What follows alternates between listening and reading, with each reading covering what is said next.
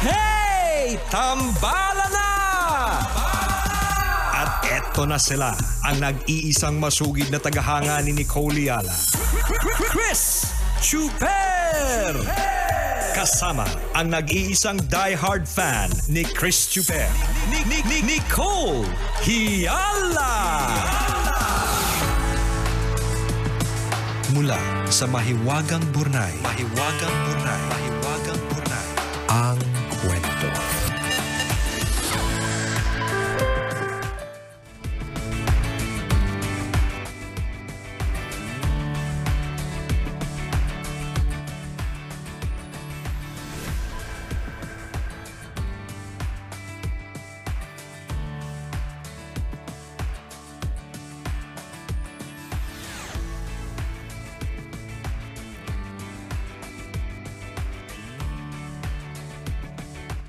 Dear Nicole and Chris, ako si Vel, lipstick lesbian, at isang cook dito sa Europe. Kahit malayo ako, certified tambalanista ako. Lagi kasi akong napapasaya ng tandem ninyo. Na-inspire nga ako ni Nicole kaya ngayon may collection na din ako ng body wash. Ay, buti na lang ngayon ka na-inspire sa akin. Dati iba yung collection ko. Meron din naman akong magandang display ng iba't ibang perfume dahil naman kay Chuper. Bilib din ako sa galing ninyo sa pagpapayo. Kaya naman, ngayong pakiramdam ko ay ako ay na-trap sa isang sitwasyon. Kayo agad ang naisip kong takbuhan at hinga ng payo. Baka sakaling matulungan ninyo ako. Nakilala ko si Robin sa isang LGBT group. Bisexual, single mom to a 2-year-old at mas bata sa akin ng 14 years. 46 na kasi ako samantalang 32 lang siya. After ng unang pag-chat namin, niligawan ako ng 3 days. Gusto niya maging kami na agad. Sinagot ko naman kasi malambing tsaka maunawain. Kayang sabayan lahat ng toyo ko. Maalalahanin din.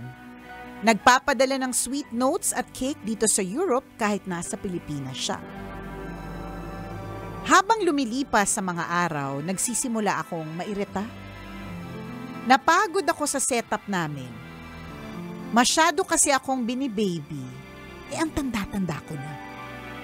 Kailangan din lagi siyang updated sa lahat na nangyayari sa akin. Kahit nasa trabaho ako at busy sa pagluluto, tawag ng tawag. Kahit matutulog na ako, kailangan magka-video call pa din kami. Kahit madaling araw na kailangan magpuyat para kausapin siya. Sobrang selosa. May madikit lang sa akin, issue na agad. Naging malinaw sa akin na hindi ko kayang suklian ang pagmamahal at atensyon na ibinibigay niya sa akin. Kaya para ma-turn off siya, nagmaldita ako ng sobra. Walang effect. Kasi inuunawa pa din niya ako. Kinausap ko siya at sinabing mas mabuti kung magiging magkaibigan na lang kami. Ang sagot niya, mabuti pang mawala na lang daw siya kung mawawala ako sa kanya. Tapos, nagpadala ba naman ng video na naglalaslas siya. Akala ko naman nag-e-emote lang kaya hindi ko pinansin. Kinaumagahan, tinawagan ako ng kapatid niya. Critical daw si Robbie. Nakita daw sa toilet na duguan at walang malay. Nakasurvive naman siya pero natakot ako. Ayoko namang ako ang maging dahilan ng pagkasawi niya lalo na at may anak pa siyang maliit. Pinakausapan ako ng pamilya ni Robin na wag ko siyang hiwalayan. Sabi ko sa pamilya niya, kailangan ni Robin ng professional help. Ayaw naman ni Robin, hindi daw siya baliw. Ako daw ang kailangan niya at hindi psychiatrist para umayos ang buhay niya. Tambalan, naaawa ako. Pero, paano naman ako? Hindi ko masabi sa kanya na ayoko na talaga kasi baka matrigger na naman. Ayoko namang paasahin kasi hindi ko talaga nakikita ang future ko na kasama ko siya. Ano po kaya ang mabuti kong gawin? Salamat po sa inyong payo. Ang inyong tambalanista, Vel.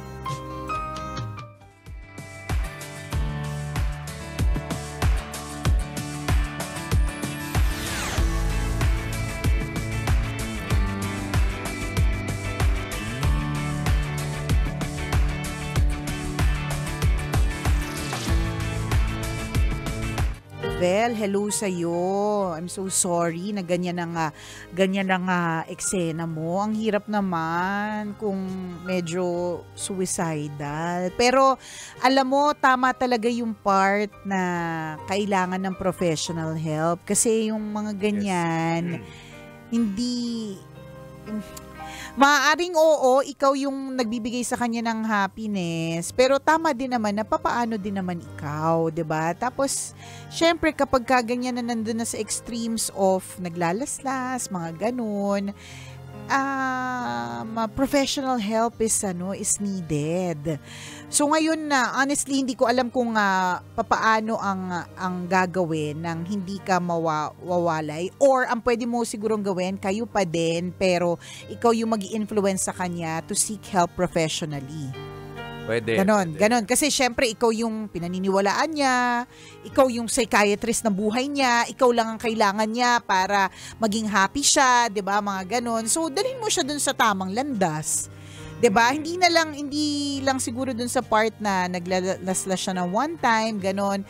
But also sa part na how she deals with relationships, kung papaano siya, yung mga ganun ba, merong kakausapin. Hindi man necessary sana psychiatrist para professional talaga, pinag-aralan talaga nila yon. Pero another person na katiwa-tiwala, kasi baka mamaya humingi ka ng tulong sa iba, tas hindi tambay ng taon yung hiningan mo ng o kaya tagaluto ng pansit habhab, 'di ba?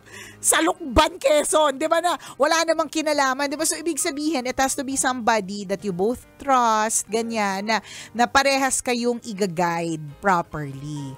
'Yon. So kailangan ni Robin, kailangan kanya, yes.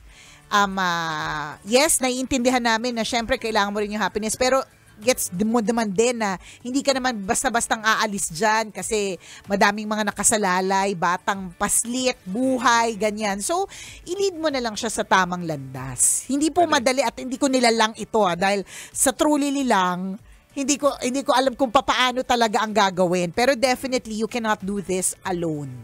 Yes. Kailangan mo ng tulong. That's one option. That's one option. Pwede mong gawin yung sinabi ni Nicole. Another option is you talk to the family. Mas malaki yung role na gagampanan dito ng family ni Robin. Yes, Robin. Ni Robin, particularly the parents at kung sino man yung mga madalas niyang kasama sa loob ng bahay. So most likely the parents and the siblings. So you talk to them and be honest, 'di ba? Sabihin mo sa kanila yung tunay mong nararamdaman, na hindi mo nakikita yung future mo sa kanya. Implied, implicitly, hindi mo siya mahal. Oh. Diba? Kasi, sinabi niya ba? Implicitly. Medyo. Na ayaw mo na. Ayaw mo na. Mabigat na para sa iyo yung ganitong relasyon na meron kayo. Yes, so ayaw mo na. Kailangan maging honest ka din. Kasi ayaw mong, mas mahirap kung ilalagay mo din yung sarili mo sa alanganin. Dalawa na kayong ngayon. Dalawa na kayong nasa biktima ng sitwasyon. Correct. Pero dapat maging maingat ka sa pagsasalita para hindi masyadong makatrigger. Oo. Dapat tama yung paraan ng you choose the right words. Yes, yan, but sabihin mo kung ano yung nararamdaman ng puso mo. Importante 'yon na malaman. Baka sakaling matauhan din si Robin sa sasabihin mo. Correct. Diba? Kasi pangit yung ilalagay mo din yung sarili mo sa alanganin. Ikaw din yung matatalo sa bandang huli.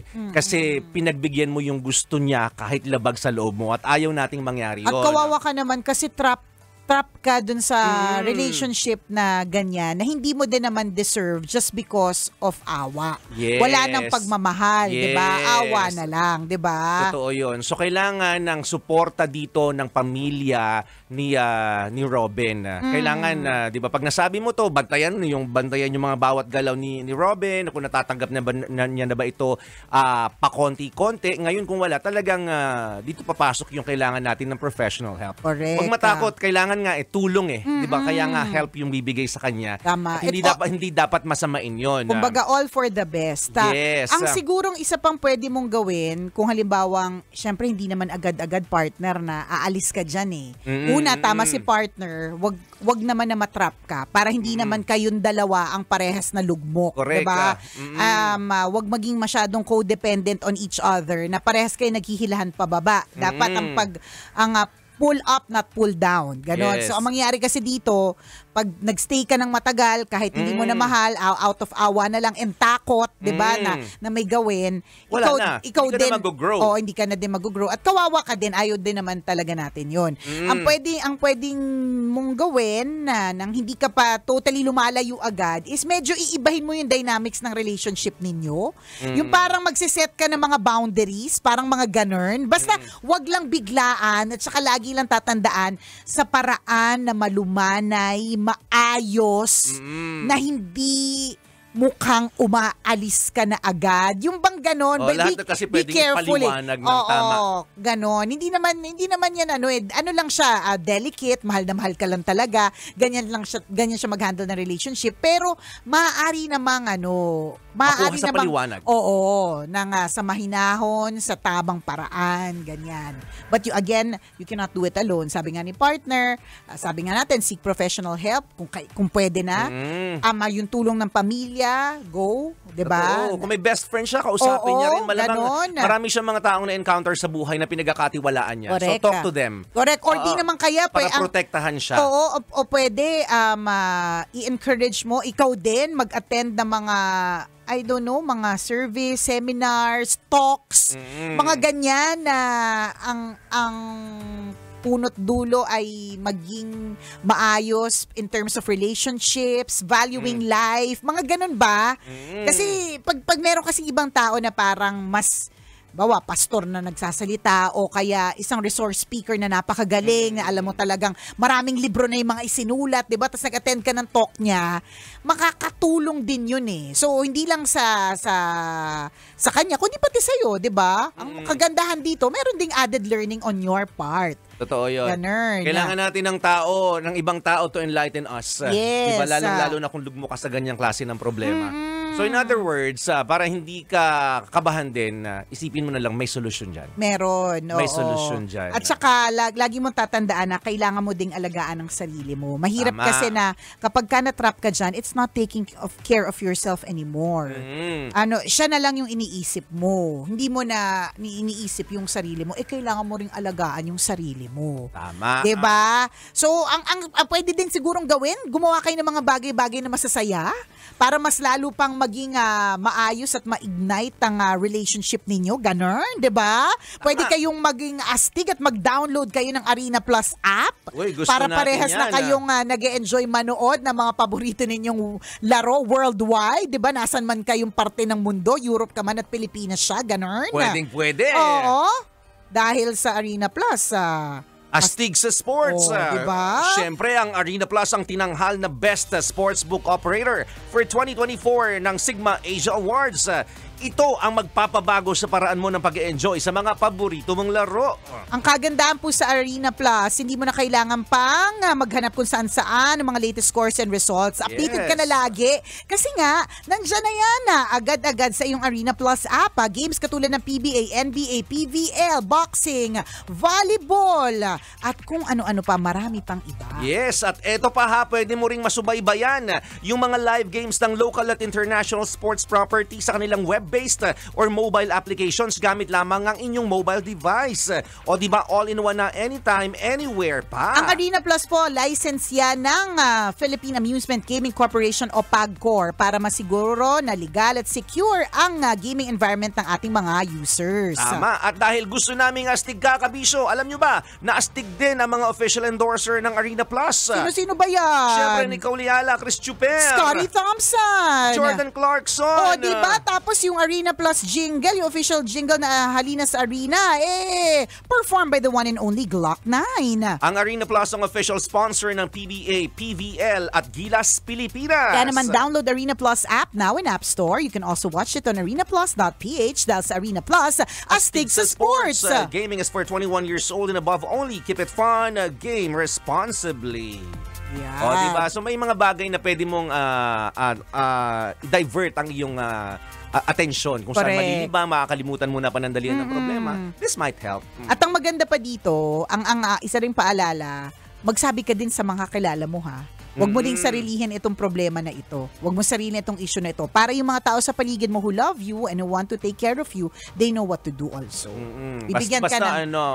make sure that these are the people that you trust. Yes. At saka yung mga talaga, katiwa-tiwala din, di ba? Yes. People that you trust na talaga namang katiwa-tiwala. Tama. O siya, salamat sa you, Vel, for sending your story. At kung ikaw, Kabisyo, meron ka rin kwento na gusto mo i-share sa amin, pwede mo kaming i-email, send your stories at... Hiwagang burunaystory@gmail.com. Mali mo, kwento mo na ang ating pag-uusapan sa mga susunod na araw. Kaya send mo na yan, Kabisyo. Muli ako ang kumikinang ina mo na si Nicole Liala. At ako naman si Cambio King Chris Chuper. Na nagpapaalala, walang matatag na relasyon sa malanding may determinasyon. Yun! Kailangan pa bang i-memorize yan? Love Radio. Basic!